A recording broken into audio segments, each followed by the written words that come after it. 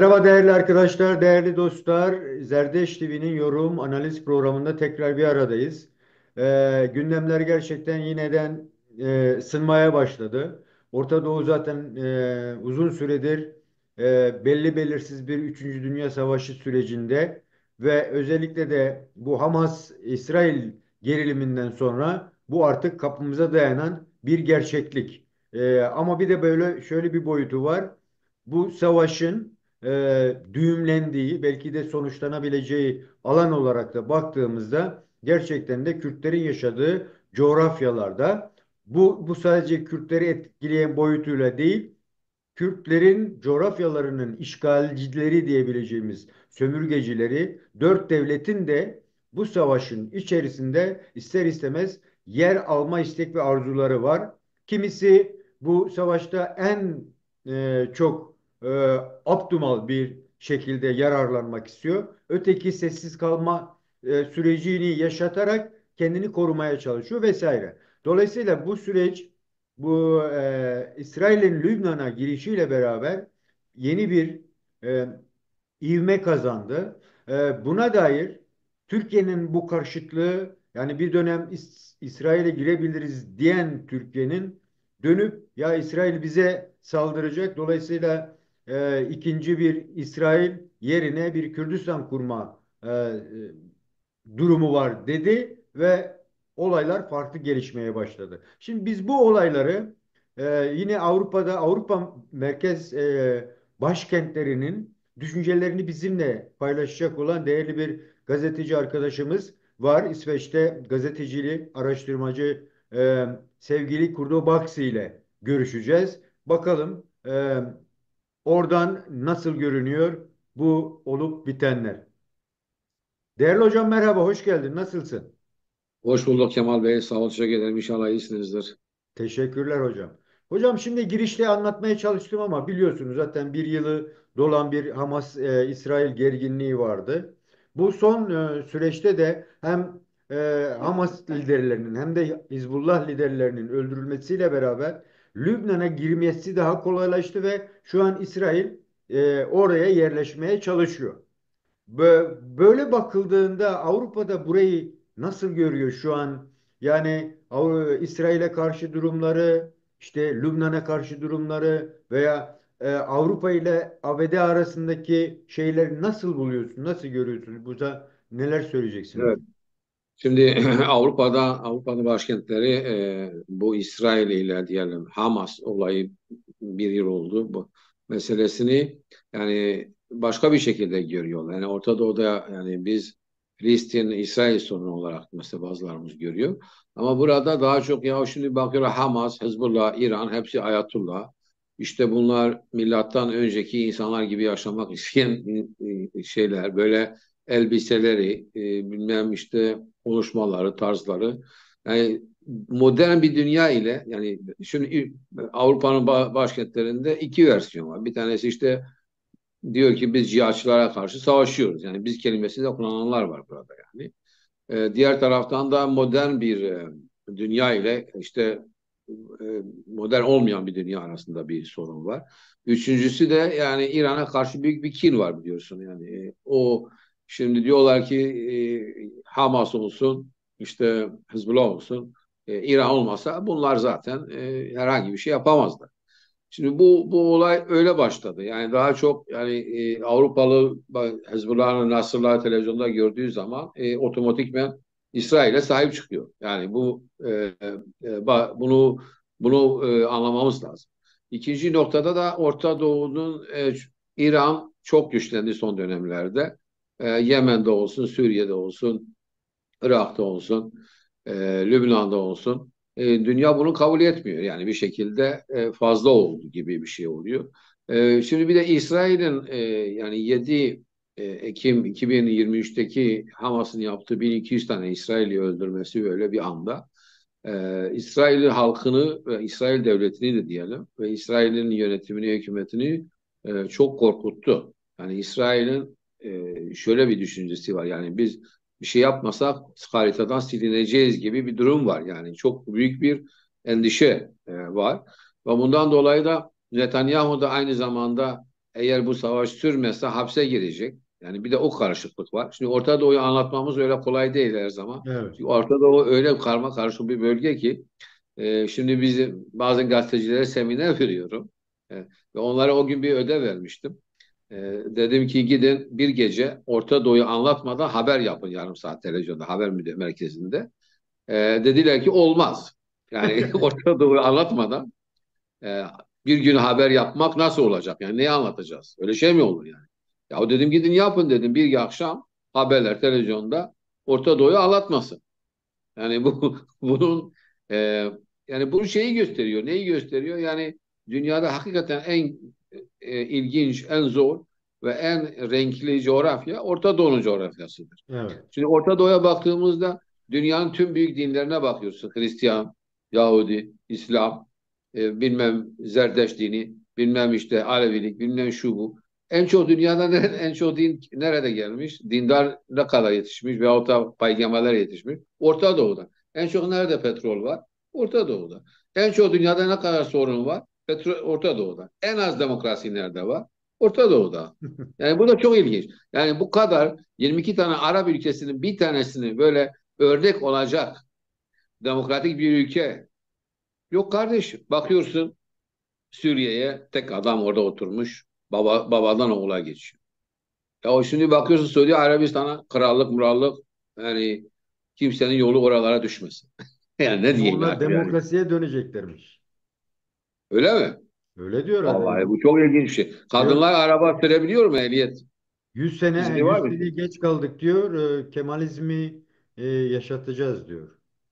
Ha, Suudi Arabistan diyorsun. Evet. Diyelim ki Hatta şeye şey dedi gidiyorsun. de Filistin meselesi benim meselem değil dedi. Evet. Ha ben oraya geleceğim. Şimdi Evet. 22 tane Arap ülkesi var ve bunların hiçbir tanesi demokratik değil. Yani Orta Doğu'nun aslında büyük bir rezaleti bu. Yani diğer yandan Türkiye ve İran diye bir iki tane devlet var. İkisi de işte kendileri şımarmış tarihte işte önemli imparatorlukların torunları olarak gördükleri için kendilerini biraz herkesten daha önemli ve daha pahalı, daha yüksek görüyorlar. Yani biz başka halklar gibi değiliz. Yani mesela başka halkları küçük görüyorlar. Şimdi bu Orta Doğu'nun bu coğrafyanın içinde şimdi Gerçeği. bunu İsrail şimdi diyor ki bazıları diyor ki ya işte Filistinlilere niye Kürtler sahip çıkmıyor? Bana böyle bir soru geliyor. Kardeşim 22 tane Arap ülkesi var. Bunlar sahip çıkmıyorsa ben ne yapacağım şimdi? Bir de Kürtler illa taraf seçmek zorunda değillerdir. Kürtler tarih boyunca başkalarına iyilik yaptıkları için hep vatansız kaldılar. Yani eğer Selahaddin Eyyubi bugünkü diyelim hani o kadar toprak eline aldı. İsteseydi bağımsız bir Kürdistan onun için kurmak hiçbir zor bir şey olmayacaktı. Kurmadı. Ama bizim de yani illa bu Orta Doğu'daki siyasette Kürtler ideolojik olarak yaklaşmasınlar bu soruna. Realist olarak yaklaşmamız lazım. Şimdi Orta Doğu'da ne oluyor? İsrail Lübnan'a girince artık hem İran korkmaya başladı hem Türkiye korkmaya başladı. Çünkü sınırları geçmek, toprak bütünlüğüne yani girmek, Lübnan'da küçük bir devlet. Yani Lübnan aslında Lübnan artık devlet olduğunu söyleyemeyiz. Çünkü mesela bankaya para yatıranların paraları verilmiyor onlara. Maaşları verilmiyor. Herhangi bir garanti yok, emeklilik yok, bir şey yok. Yani devlet diye bir şey yok. Gangster bir yer. Yani orası nasıl anlatacağımı bilmiyorum. Yani Lübnan artık devlet kavramını kaybetmiş. Hezbollah almış eline, zaten boğmuş orayı. Şimdi İsrail'de bugünlerde aşağı yukarı ülkenin diğer %25-30'unu eline alacak. Öyle görünüyor ki şu anda. Hı hı. Ondan sonra İsrail ordusu durar mı? Suriye'ye kadar gider mi? Suriye'ye giderse e, Suriye'deki Rojava yönetimiyle komşu olabilir mi? Yani burayı öğrenmek istiyorum. Avrupa merkezlerinde İsrail'in gerçekten Suriye'ye kadar gidebilme olasılıkları tartışılıyor mu? Çünkü oradan Evet, biz gizli kapılar arkasında Türkiye'nin diplomatlarla. Türkiye'nin korkusuna geleceğiz oradan. O nedenle Evet, orayı biraz bize açarsan çok sevinirim hocam. Yani nasıl aşacak evet. Lübnan'ı? Evet, şimdi şöyle bir durum var. Yani diyorlar ki Avrupa'daki diplomatlar bana, bir de gazeteci, analistler. Diyor ki Netanyahu Amerika'da seçimler olmayana kadar Amerika'daki seçimler kendini çok serbest görüyor. Yani diyor daha Amerika'da seçim olmadan yeni Cumhurbaşkanı işe başlamadan ki bak burada çok dikkatli konuşmamız lazım. Takvim olayı var.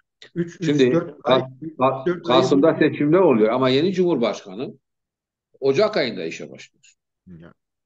Ya, Bunlar da çok önemli bilgiler. Çünkü doğru. Doğru. e, yeni Cumhurbaşkanı gelene kadar Netanyahu diyor ki ben ne alırsam, koparırsam bana kalır. Veyahut da İsrail'e kalır.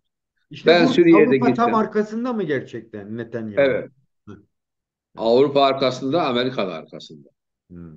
Bak Avrupa'dan yani İsrail'e verilen destek aslında çok büyüktür.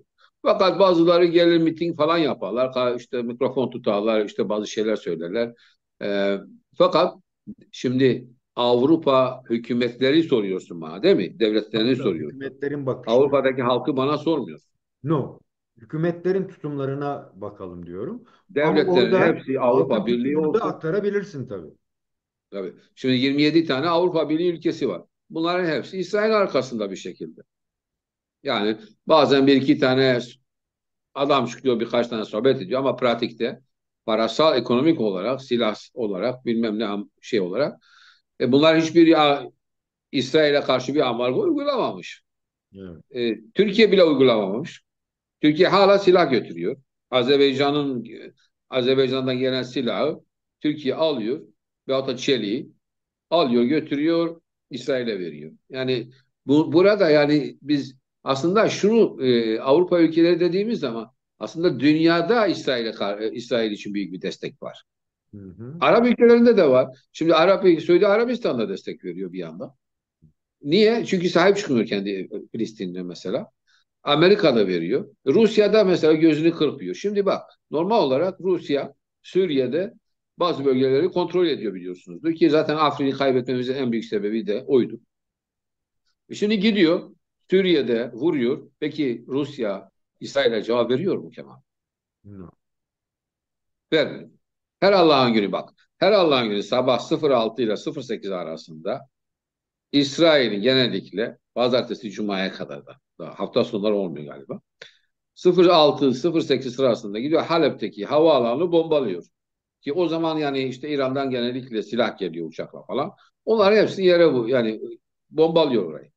Evet. Fakat diyelim ki normal olarak Rusya'nın hani Suriye onun arkadaşıydı.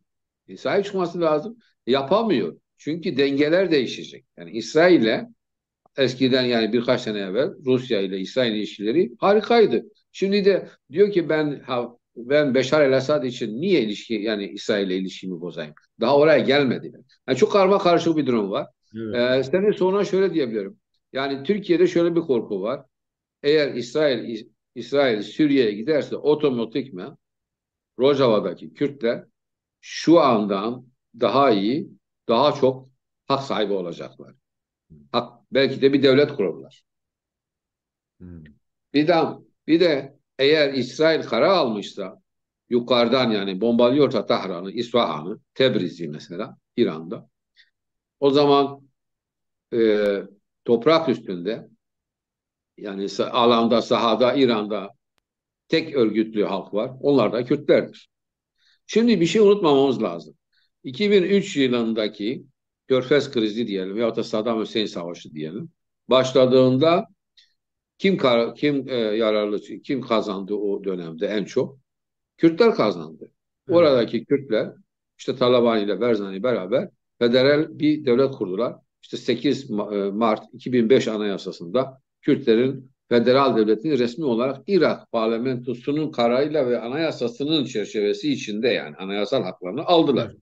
Hı hı. Sonra tartışmalı bölgeler var. Kerkük işte içinde olsaydı olmasa o başka bir şey. Ama Evet. anayasal olarak Kürtlerin statüsü şu anda hala da Bağdat'ın anayasasında var. Yani Evet. artık Madeni devlet. eleştirilerimiz o başka bir şey. Ya. 2011 yılında Arap Savaşı başladığında Kemal Bey kim kazançlı çıktı? Hiçbir Arap kazançlı çıkmadı. Kürtler yine burada kazançlı çıktı.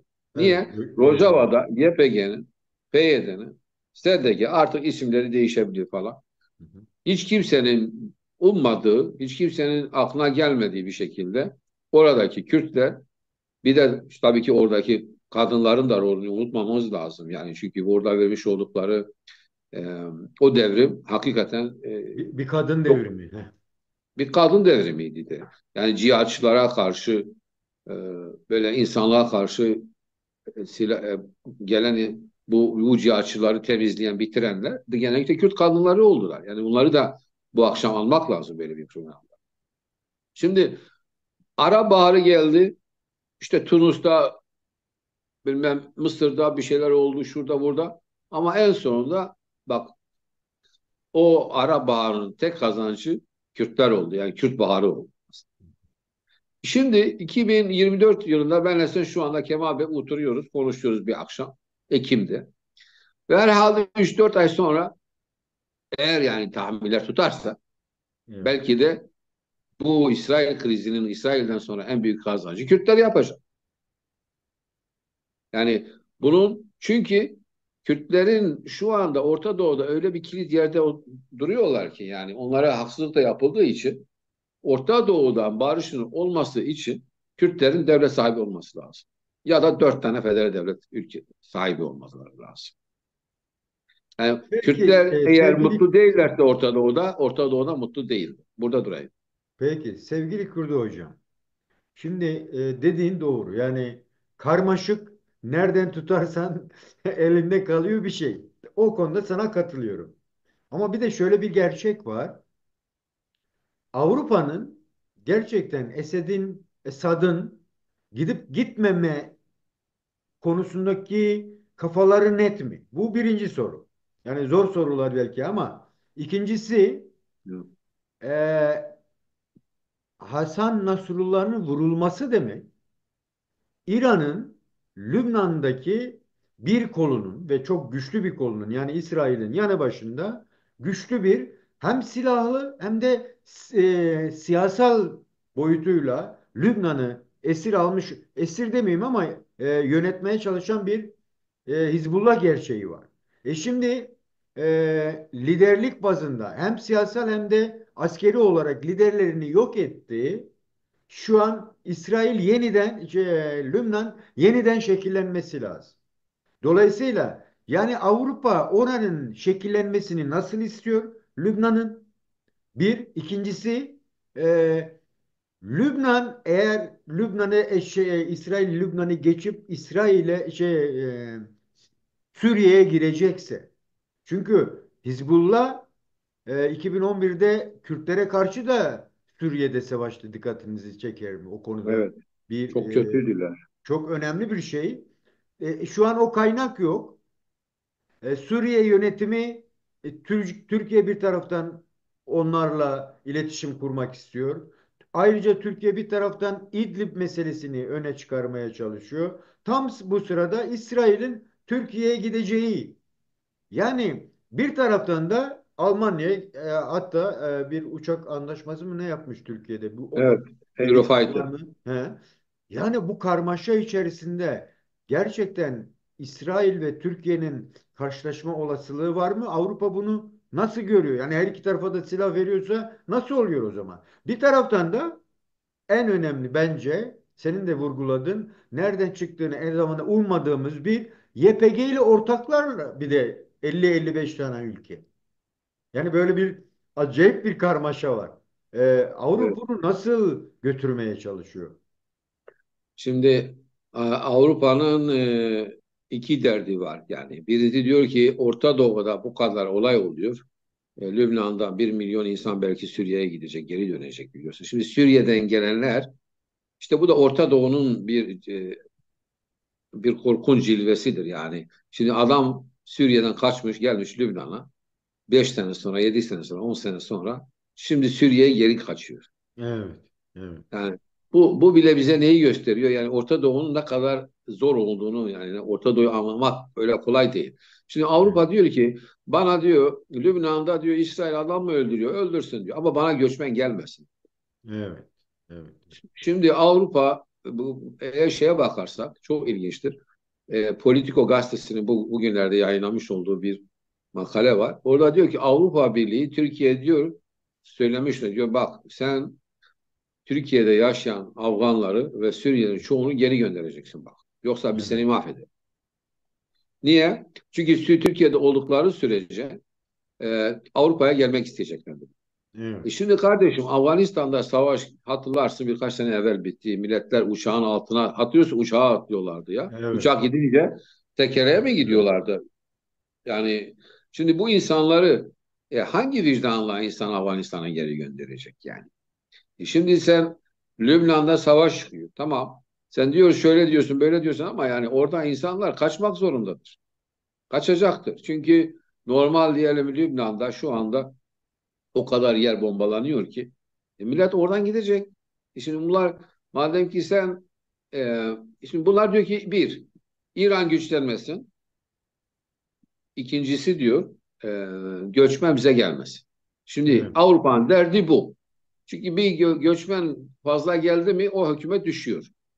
Yani bu Avrupa'nın çok e, hafif yani Avrupalılar için çok önemli bir nokta. Hmm. Bir de birkaç soru sormuştum bana. Birinci soruyu şöyle abi. Şimdi Beşar el-Esad'ın gitmesini ister mi istemez mi diye bir soru sordun ilk Evet. başta bana. Evet. Suriye'de. Evet. Burada da diyor eğer demokrat yani ben Beşar el-Esad giderse ve onun yerine başka birisi hemen alamıyorsa o zaman Suriye'de çok karışacak. Daha çok göçmen olacak. Daha çok sorun yaşanacak. Ben diyor istemiyorum. Şu anda ben Beşar'ın orada kalmasını istiyorum. Erdoğan da orada kalmasını istiyorlar. Bak Avrupa. Niye göçmen gelmesin diye. Bak yine nereye geldik? Göçmen Avrupa. sorununa geldik. Evet. E, o Beşar'ın orada olmaz. Peki bunun manası eğer Avrupa'nın siyasetini söylüyoruz ama eğer Netanyahu Avrupa'ya derse ki ya ben giderim Şam'a kadar gideceğim kardeşim. Vallahi bırakırlar gider. Yani eğer Evet. istiyorsa İsrail. İsrail bu işin altına kalkacak mı? Yani oraya giderse ne yapacak? Şimdi Suriye ne olacak? Suriye devlet değil artık. Suriye borçlanıyor ödeyemiyor, maaşlanıyor ödeyemiyor, ordusu mahvolmuş. Yani değişik yani 150 bin tane askeri vardı hatırlıyorum yani. Şimdi belki 30-40 bin kalmıştır. Yani ne yapacağı o ülke bölünmüş, mahvolmuş gitmiş. Şimdi bu e, yeni Lübnan'da öyle gidecek. Lübnan'da devlet değil artık. Şimdi bu durumda ne olacak ilk önce bilmiyorum. Şimdi olaylar şu. Yani bence Türkiye iki şeyden korkuyor. Bir tanesi Rojava'da Kürtler daha iyi bir statüye sahip olabilirler çok yakında. Bunu önlemek için şu anda biliyorsun e, işte birkaç tane bomba patlatıyor bu AKP çevreleri.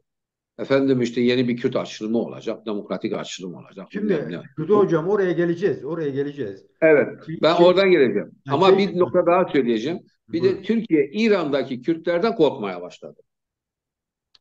Azeri Türklerinden mi oradaki bir de başka Kürtlerden, Türkler var? yok, Kürtlerden. Ha, Kürtler. İran'daki 12 milyon Kürt'ün de otonomi ve otofedere devlet sahibi olabileceklerini birkaç yıl içinde ondan da korkmaya başlamış Türkiye, Ankara. Şimdi oraya geleceğim. Belki de son çalışmamız olsun, son bölümümüz. Şimdi Tamam. şunu açabilir misin bana hocam? Esad eğer gitmeyeceksek yani hem diyorsun Amerika yanında hem de Avrupa yanında.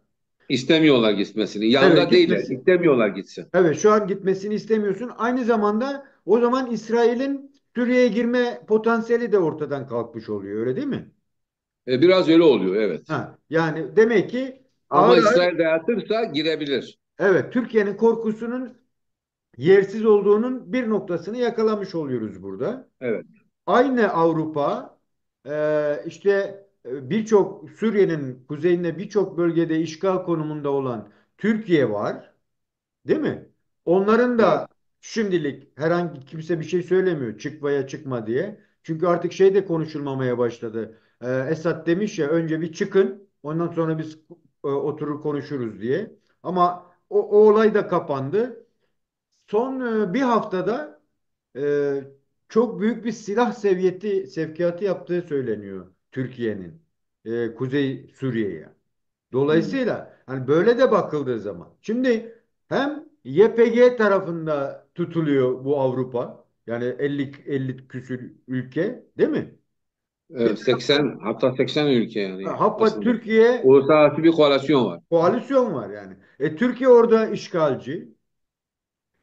Esad gitmeyecekse bu karmaşa hakikaten Avrupa'da nasıl konuşuluyor? Yani Türkiye'ye diyelim ki işte bu mülteci konusunda elini ayaklarını öpecekler. Suriye'ye ulan Suriye'den eğer biz iktidara gidersek kimin geleceğini bilmiyoruz. O da kalsın. Evet, YPG onlar da bize lazım kalsın. Yani evet, bu direkt bir İran'ı hedef almak gibi bir durum konuşuluyor mu, tartışılıyor mu? Yani böyle bir şey var mı? Çünkü en büyük kolları kesildi Hamas ve Hizbullah gidince bir tek Haçlı Şebeler var. O Haçlı evet. Şebi de zaten Suriye hükümetine destek olsun diye var. Eğer Esed kalacaksa diyecekler koçum güle güle. Yani İran'a vurmak gibi bir düşünce gelişiyor mu Evet. Avrupa'da? Bunu yakalamak istiyorum. Şimdi Avrupa'da şöyle bir durum var. Yani eğer İran nükleer silaha çok yakınlaşmışsa o zaman durum değişir. Hmm. Yani şu anda İsrail acaba oradaki İran'ın değişik işte Natanz bilmem neresi falan şurada burada nükleer silahları geliştirmiş. Çok yakında diyorlar. Ve Evet. hatta Kuzey Kore'nin de yardımcı olduğunu söyleyenler var bu konuda. İsrail'e öyle mi? Evet yani İran'a yardımcı olmuş Hadi ya. diyorlar. Şimdi böyle bir durumda acaba yani şimdi bizim şöyle Avrupa'nın bir sorunu var. O da şudur. Kendileri gidip demiyor gidin vurun falan şu bu. Hani bunu söylemiyorlar bize yani hiçbir zaman. İşte Avrupa ne yapar? Gider Altan Tel Aviv'le oturur, İsrail'le oturur bir şeyler yapar. Onlara söyler yani. Onlar mesela bunu yapabilir. Yaptıklarında da yardımcı sonradan gelirler derler ki çok iyi bir şeydir yani. Yani illa Avrupalı gelip de sana demiyor ki ben işte Amerika doğru dürüst demez ben YPG'ye silah veriyorum. Ama abi aslında oluyor yani. Çünkü orada zaten Amerika devletinin bütçesinde her yıl Ya. yani SDG diyorlar aslında SDF. Hı hı. Onlara Syrian Democratic Forces bir bütçe ayrılmış. Ama gelip demiyor Kürtlere ben yardımcı oluyorum ama bir şekilde oluyor yani anladığım kadarıyla. Evet. Şimdi bunu e, onun için de İsrail'in illahi ben şöyle düşünüyorum. Belki biraz Kürt olduğum için bazı analistliğimden çıkabiliyorum. Bazı yani e, İsrail İran'a vuracak yani bir şekilde. Ve İran'da halk rejimle beraber değil. Yüzde Şimdi on bu beş Kurdo hocam bu senin düşüncen mi? Avrupa merkezlerinin olası bu benim düşüncesi mi? düşüncem. Ha, okey. İşte, Avrupa diyor şu anda diyor ki yani elinizden gelince İran'daki sistem değişmesin şu anda. Ama diğer yana diyor ki mesela oradaki haklara sahip çıkın onu da yapmıyorlar. Yani İran bizim yani şimdi Avrupa'daki başbakanlar falan demiyorlar ilahi bir şey olsun. Ama bu akşam ilginç bir şey oldu bir iki saat evvel. İlk kere e, İsveç Başbakanı Avrupa Birliği ülkesidir. Dedi ki yani bu e, İran'daki ordu e, ne diyor Cumhuriyet ordusu mu diyorlar ona? İran'daki mi? Evet. İran'daki Hı hı. e, Devrim or, devrim devrim devrim muhafızları. devrim muhafızları diyorlar. Evet. Ha, Türkçesi öyle oluyor pardon İngilizce düşünüyorum ben. Çok Devrim muhafızlarının artık terörist listesine alınmalarını istedi. Yani bu öyle ilginç mi? bir adım. Bu ilk adım Yani değil mi bu? İlk defa. İsveç Başbakanı ilk defa bunu söylüyor. Bu benim için çok ilginç geldi. Yani İsveç'in böyle söylemesi demek yani İran'a karşı bir savaş mı pişiriliyor diye düşündüm yani kendi kendime biraz evet. Şahanoğlu'nun açıklamaları da var. Dikkatinizi çekti mi o noktada? Yo ben onu göremedim. Ne demişti? Yani sanki içten yönetimi ikili hale getirmeye çalışma falan var. Benim de düşündüğüm yani bu yönetimde İran değişirse değişir. Halk ayaklanmasıyla falan olmaz. Yani sanki bir yumuşamaya gidilirse İran vurulmazmış gibi bir izlenim de var bende. Yani Molla yönetimlerini düşürürlerse yeniden o Şah dönemi demokratik yapılanmasını. Çünkü hatırlarsan İran yeni seçilen Cumhurbaşkanı dedi ki yani dikkatli olmamız gerekiyor. Eğer İran giderse 5 tane ülke Kürdistan, Nazistan, Luzistan işte ortaya çıkacak diye de böyle bir konuşması da var. Yani Bu çok o ilginç bir nedenle önemli konuşmaydı. bence Avrupa'nın bakışı burada. Evet. Yani ama şunu diyorum, yani İsrail daha çok e, yani biz bu programı bitirdikten sonra acaba Ne olur Hamene'yi de bilmiyoruz. öldürür mü İsrail diye düşünüyorum. Çünkü mesela her gün bir şey oluyor. Yani Evet. yani bu analizleri yapmamız çok zor ama ben diyorum ki yılbaşından evvel İran çok sert bir darbe yiyecek bir Öyle mi? şekilde. Ben Bu öyle öngörünüz şüpheleniyorum. yani. He. Yani yeni Türkiye, Amerika'nın yeni Cumhurbaşkanı işe başlayana kadar, ki kim olacağını hala biz bilmiyoruz. Fakat o zamana kadar Orta Doğu'da çok ilginç şeyler olacak. Ve şunu demek istiyorum, yani benim gördüğüm şudur. Yani Orta Doğu'da harita yeniden çizilecek. Sykes-Picot falan şu bu. Bunlar hepsi gündeme gelecek. Ve artık Orta Doğu eski Orta Doğu olmayacak. Çünkü çok acayip bir şekilde, yani bu ülke İran'da mesela bir yandan Azeriler var, bir yandan Kürtler var, bir yandan Farslar var. Suriye'de yani haritanın uzunluğu da, yani haritanın biraz değişmesi lazım ve yeni durumlar da olabilir. Mesela e, Suriye ile Lübnan belki bir devlet olurlar yavaş Hı. yavaş, demokratik bir sistem gelirse. Yani öyle bir şey de olabilir. Kürdistan, ne bileyim, yani bakarsın İsrail gelir şeye kadar, Haseke'ye kadar Kürdistan'la komşu olur. Yani bunu da düşünmek lazım 5-10 sene sonra. Böyle şeyler, yani Orta Doğu bu, yani bu bizi bekleyen 4-5 sene Orta Doğu'da çok büyük şeyler olacak ve biz buna hazırlanmalıyız. E, tam tam ne olacak bilmiyorum ama e, tek bildiğim şudur. Yani İran'daki Mollalar 5 sene kadar kalamazlar ve Kürtler daha çok haklarına sahip çıkacaklar. Peki hocam. Harita değişimine tam geldin, aslında konuya da gelmiş oldun. Niye? Bir ara hatırlıyorsunuz, Türkiye'de dediler ki eğer İsrail Güney Lübnan'ı işgal edince ve Lübnan askerleri geri çekildikten sonra dediler ki İsrail'in son durağı işte sınırlarımızdır dedi. Onların da bir umudu var ya, iki nehir arasını almak. E, Evet. e, O Tevrat'ta yazıyordu 3500 sene. evet, yani onu hatırlattılar ve ilk hedefleri biz olacağız dendi, bir karmaşa yaratıldı. Dolayısıyla Evet. oradan hareketle de meclis toplandı. İşte gizli oturum falan tartışmalara girdi. Tam o sırada Kürtlerle bir barış uzlaşması olabilir mi diye mecliste el tokalaşmaları oldu. Burada Suriye ile İsrail ile Türkiye sanki aynı düzlemde. Çünkü Güney Kürdistan Türkiye'nin işgalinde. Suriye'nin kuzeyi Türkiye'nin işgalinde. Orada İsrail gelecek. ABD, YPG var.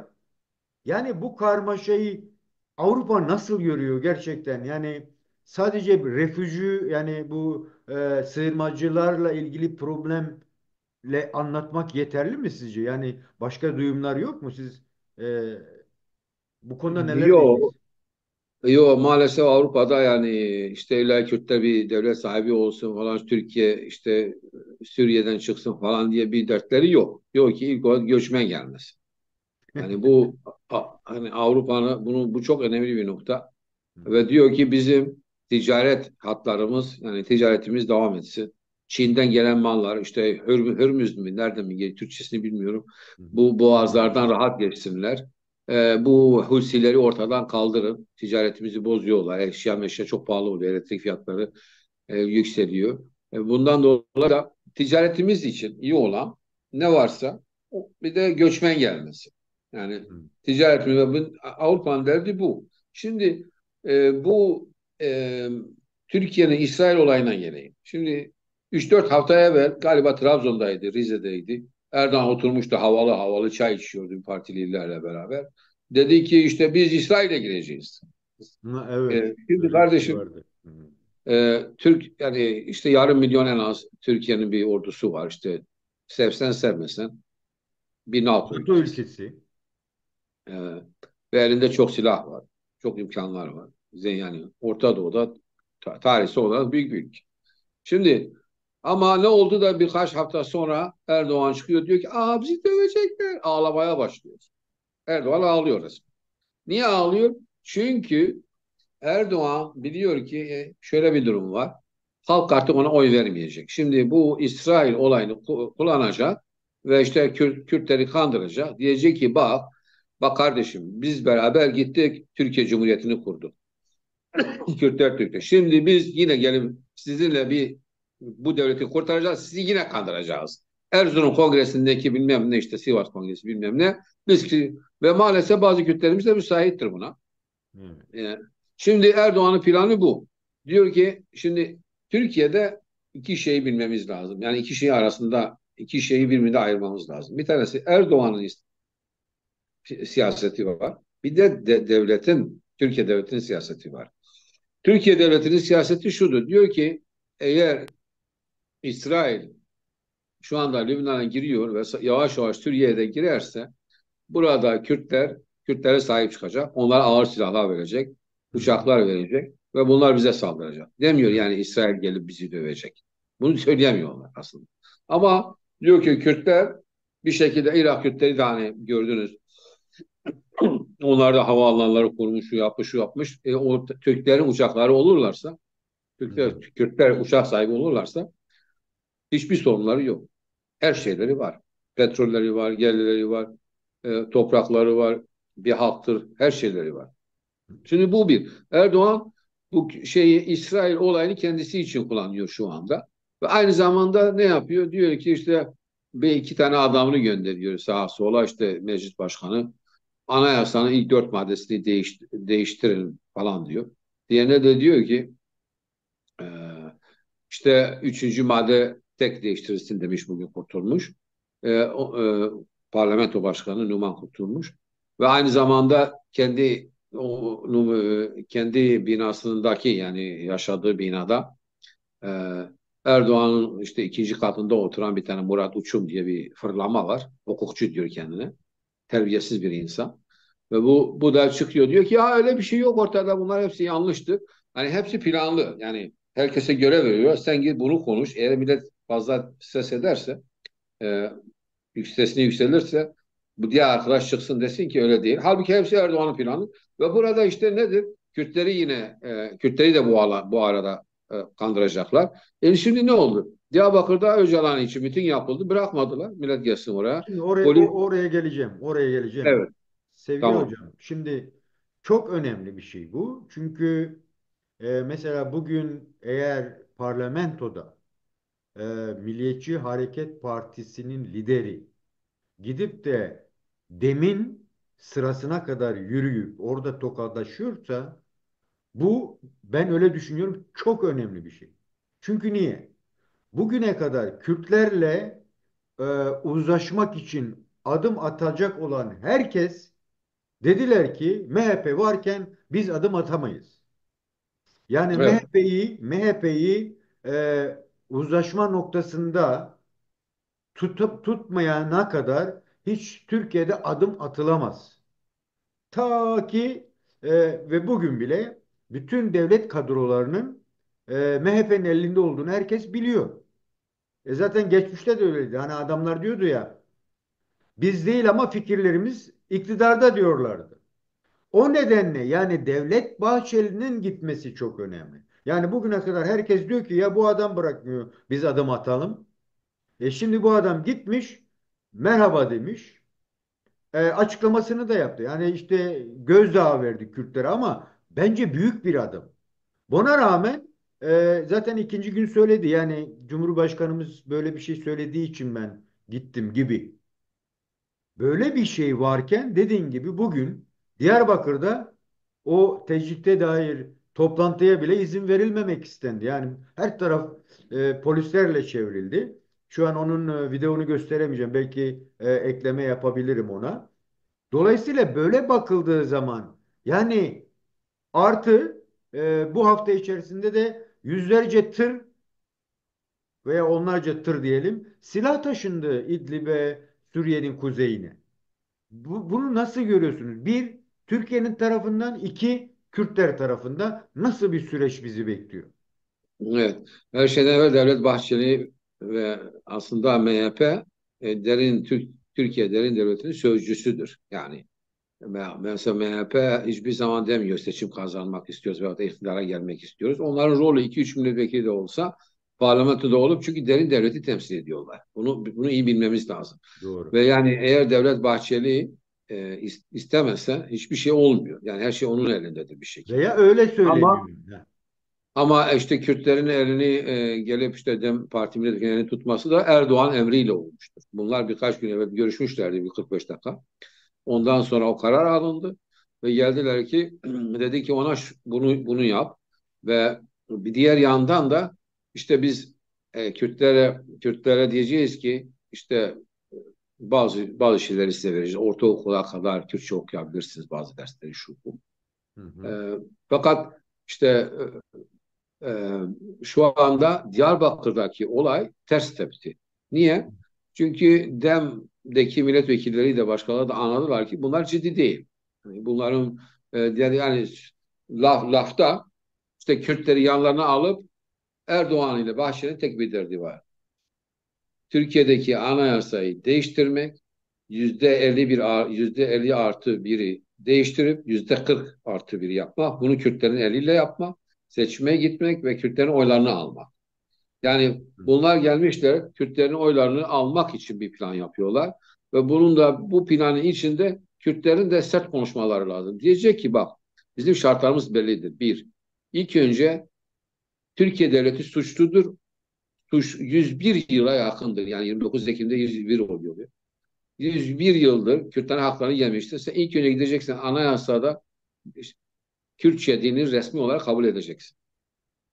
Evet. Tüm Türkiye'nin her yerinde her Kürt istediği mahkemede, istediği hastanede, doğum yerinde Kürtçe tercüman hakkı olacak, Kürtçe konuşabilecek.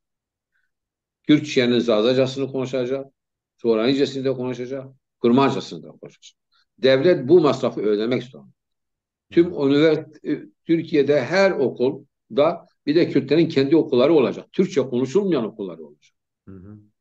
Ve Kürtçe bilmeyen hiç kimse Türkiye Kürdistan'ın 23 vilayetinde çalışamayacak. Bu şartları koymamız lazım. Ve bunu yapmasak yani işimiz çok zor olacak. Biz çok insanımızı kaybettik. Bugün Kürtlerin %20-25'i güzel Kürtçe konuşabiliyor. Biz bunu arttırmamız lazım. Onun için Kürtçe dilinde çok önemli şeyler var. Benim için en önemli şey Kürtçe dilinin resmi olarak açıklanması.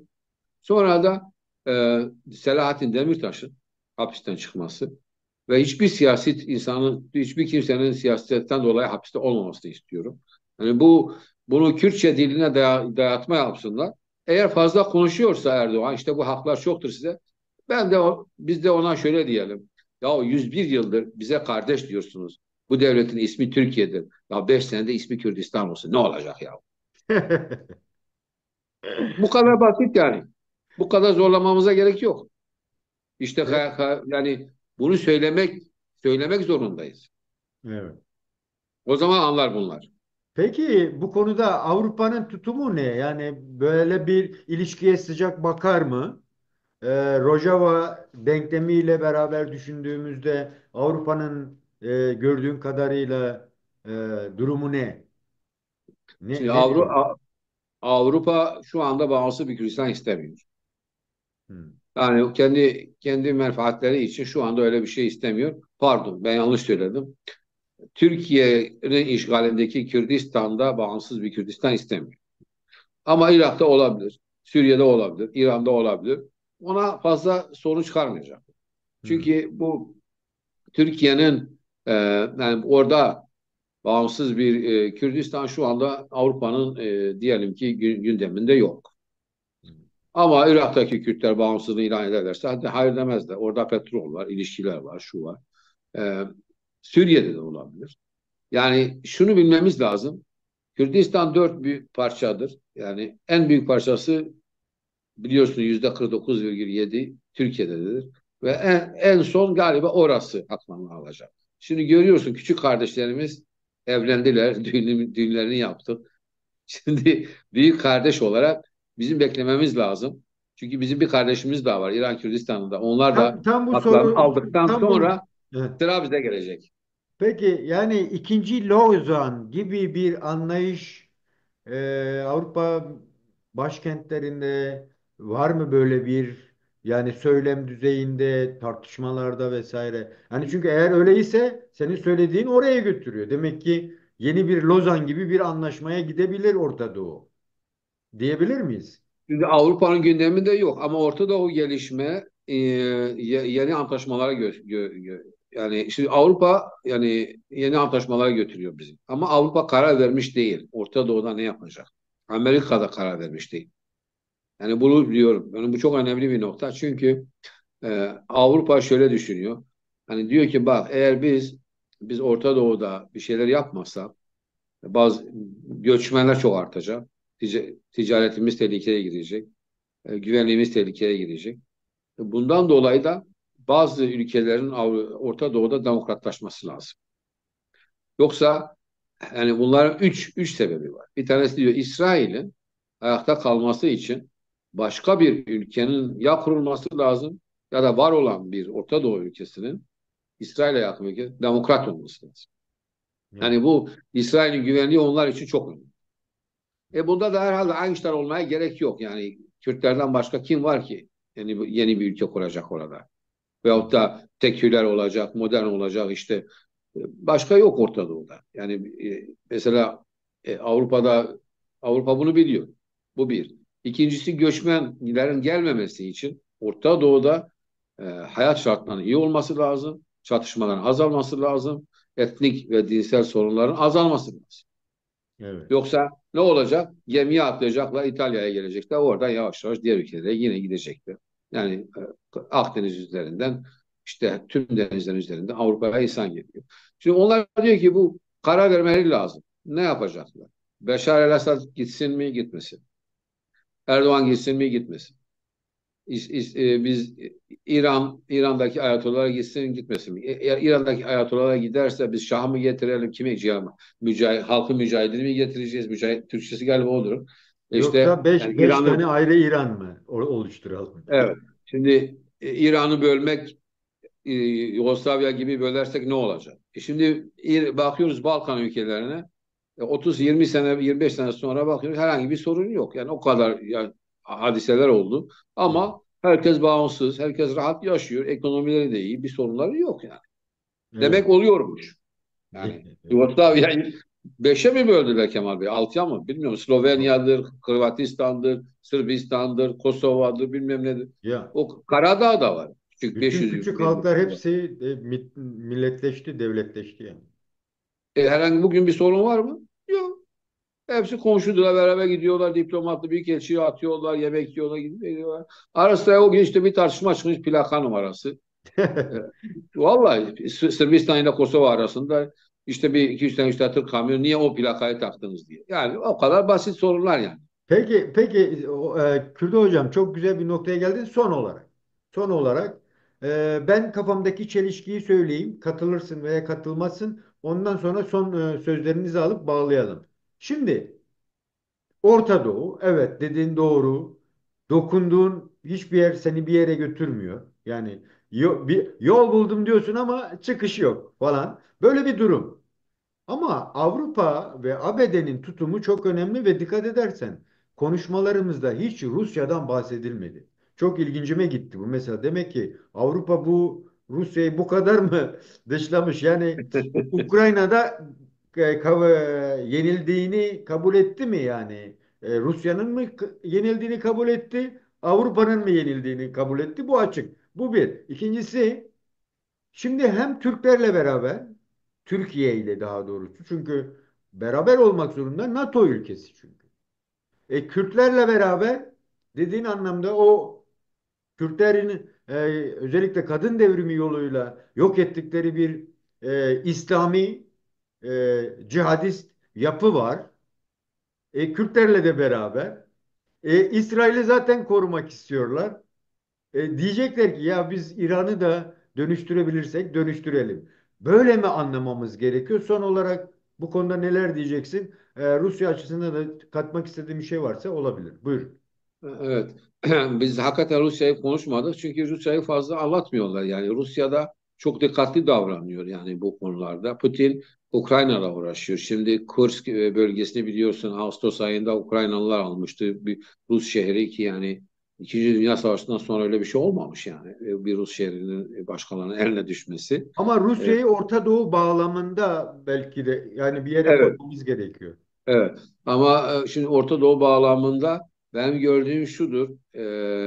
Rusya Beşar el-Esad'a da artık eskisi gibi sıcak bakmıyor. Bana öyle geliyor.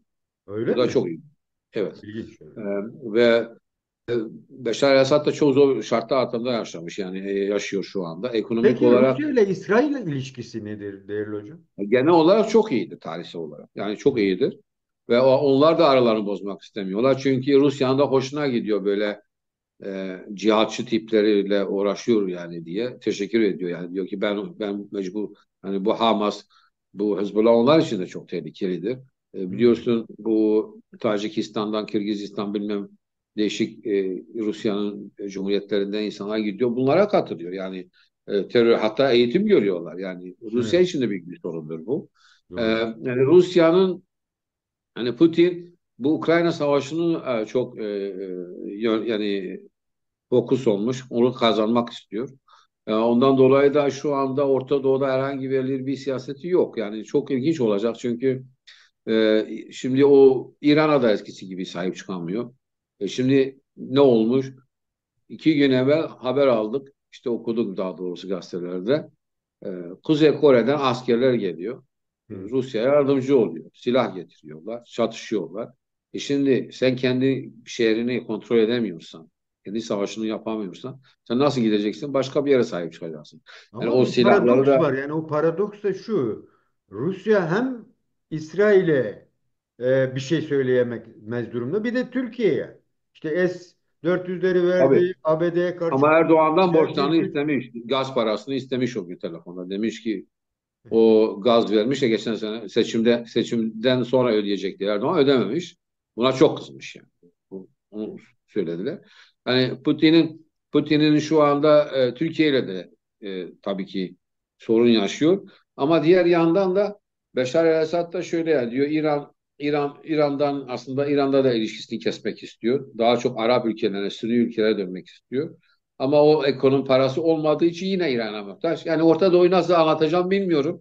Yani çok zor bir soru sordun yani bir şekilde ama Rusya'nın rolü Orta Doğu'da azalıyor. Bunu diyebiliriz bugün akşam. Yani Hmm, onu ben öyle görüyorum. Tabii ben evet, haklı olmayabilirim ama evet. benim için çok ilginç. Rusya'nın daha büyük bir devri niye daha fazla bir rol oynamadı e, bu olaylarda? Acaba Ukrayna Savaşı mı çok yoruyor onu ya da ekonomisi izin vermiyor? O da olabilir. Fakat diğer yandan da e, Türkiye NATO'nu bölmek için Türkiye ile de ilişkilerini kesmeyecek. Öyle diyelim. Fakat önemli olan şu, bu akşam önemli olacak. Yani 4 yıla kadar Orta Doğu'da haritalar yeniden değişecek, yeni anlaşmalar olacak. Ona hazır olmamız lazım. İnşallah bizim istediğimiz yönde gider. Peki son böyle birkaç dakikayla Kürtlerin şu an göreli politikaları açısından ne diyeceksin? Dört bir tarafta. Yani sadece Kuzey Kürdistan için söylemiyorum. Nedir durum? Çünkü orada da bir sıkıntılar var. Bir taraftan KDP Türkiye ile hareket ediyor. ENKS Türkiye ile hareket ediyor. YPG ABD ile hareket ediyor. YNK yani PKK ile ABD ile hareket ediyor. Burada da Kürt var mı böyle ortaya çıkan bir sabit bir Kürt politikası oluşma süreci var mı sence? Avrupa buna ne diyor? Vallahi şu anda şöyle diyebilirim kısa bir şekilde. Şu Buyurun. anda bugün yok ama çok yakında galiba herkes daha çok yan yana gelecek Kürtler. Yani ben ona inanıyorum. Hı hı. Bunda da eğer yani şimdi diyelim ki bir Kürt açılımı olacak değil mi? Mesela. Evet. Hı Bir hı. Kürt açılımı olduğu zaman HDP ile YPG arasındaki sorun da kalmıyor. O zaman herkes yan yana geliyor. Yani KDP ile Türkiye arasındaki ilişki de eski yani o negatif anlamda kalmıyor, değişiyor. Yani Evet. aslında bu eğer yani Türk devleti ciddiyse hakikaten de Kürt meselesi işte Öcalan ev hapishanesine gelir veyahut da hapisten çıkar. İşte diyelim ki Kürtçe dili resmi olur, şu bu olur. Zaten o zaman Kürtler arasında sorun kalmaz. Çünkü yani her şey kendi yani doğa bunu çözecek. Ama biz Kürtler bunu çözemeyiz. Yani doğanın yani biz kendi doğa e, İngilizce'de nature diyorlar. O bu meseleyi halledecek. Şimdi Talabani ile Barzani arasındaki sorunlar onlar devam edecek. Çünkü adamla üç tane P harfi üzerinde anlaşamıyor. Para, peşmerge, petrol. Bunlar sanki babaların mallarıdır. Yiyecekler. Maalesef. Ve bunu artık ben bir Kürt olarak ne diyeceğimi bilemiyorum. Bir analist olarak olaya baktığımda bu iki ailenin hakikaten artık Kürdistan'ı olmaları gerekir. Öyle diyeyim yani. Çünkü yani şimdi petrol, İran, Irak, Kürdistan'da çıkan petrol her Kürt'ün malı. Oradaki para her Kürt'ün parası. Oradaki yani bu üç tane P harfi üzerinde anlaşmamaları bizim için hakikaten büyük sorunlar yaşatıyor. Ama şimdi İran düşerse Talabani ne yapacak? Gelecek Barzani dediği şey yapacak. Diğer tarafta da yani doğa yani çok yakın bir şekilde ki para ne kadar çalıyorsa ne yapıyorsa yetsin. Ama doğa bu sorunları çözecek Kemal Bey. Çok Evet. yakın bir dönemde artık herkes diyecek ki bu kabul edilemez. Yani şimdi sen e, biz biz ne yaptık? Diktatörlere karşı savaşıyoruz. Kürt halkı bak. Kürt halkı 4000 yıldır 4 senede bir savaşa maruz kalmıştır. Kendi haklarını savunmuştur yani. 1809 yılında Abdurrahman Paşa'nın başlattığı Süleymaniye'deki o başkaldırıdan sonra 39 tane başkaldırı görmüş. Bazıları 29 diyor. O artık herkesin şeyine göre. Evet. 28-29 diyenler var. Bu kadar emek vermişiz. Tabii ki bu kadar emek vermiş olan bir hal en sonunda kendi haklarını alacak ve demokrasi isteyecek. Çünkü Kürdistan hiçbir şahsın malı değildir. Kürdistan'ın petrolü ve parası hiç kimsenin şahsi parası değildir. Bunu bilmeleri lazım. Bu kadar biz Saddam Hüseyin'i düşüren Saddam Hüseyin'i bitiren bir halkız yani en azından. O kadar mücadele vermişiz. Ondan dolayı da inşallah Kürt liderleri Irak Kürdistan'ında bundan sonra dikkatli olurlar, seçim yaparlar ve ortak bir bütçe kurarlar, ortak bir peşmerge ordusu kurarlar ve ortak bir petrol satış merkezi kurarlar. Çünkü eğer biz ordumuzu her iki partiden oluşmuyorsa her an sorun yaşayabiliriz. Ya İran ya da Türkiye ya da başkası bizi kullanabilir. Bunda da hem Talabani ailesi hem Barzani ailesinin sorumluluğu var ve inşallah bu programı dinlerler. Peki hocam, çok teşekkür ediyorum. Görülen o ki demek ki büyük kardeşe büyük iş düşüyor. Büyük kardeş de o işi çözmek üzere diyebilir miyiz? Belki gelecekte bunu daha net ortaya çıkabilecek. Çok teşekkür ediyorum. Değerli arkadaşlar, değerli dostlar. Bugünkü çalışmamızın da sonuna geldik. Değerli araştırmacı, e, gazeteci, yazar Kurdo Baksı ile Orta Doğu'ya bakmaya çalıştık. Bütün o karmaşa, bütün bu sıkıntılarına rağmen. Orada Kürtlerin konumuna da değinmeye çalıştık. Çünkü yani Kürtlere gelesiye kadar katman katman birçok uluslararası denge, ülkeler arası denge, başka stratejiler derken Kürtlere sıra gelene kadar gerçekten hem zaman gerekiyor ama o düğümü çözenler de sanki Kürtlermiş gibi bir durum da söz konusu. Dolayısıyla biz bugün buna bakmaya çalıştık. Değerli fikirlerinden yararlanmaya çalıştık sevgili Kürdo Baksi'nin. Hocam çok teşekkür ediyorum. Yayınımıza katıldın, değer verdin. Görüşmek üzere. Kendinize iyi bakın. Ben teşekkür ederim Kemal Bey. İyi akşamlar. Görüşmek üzere. Teşekkürler. Görüşmek üzere hocam.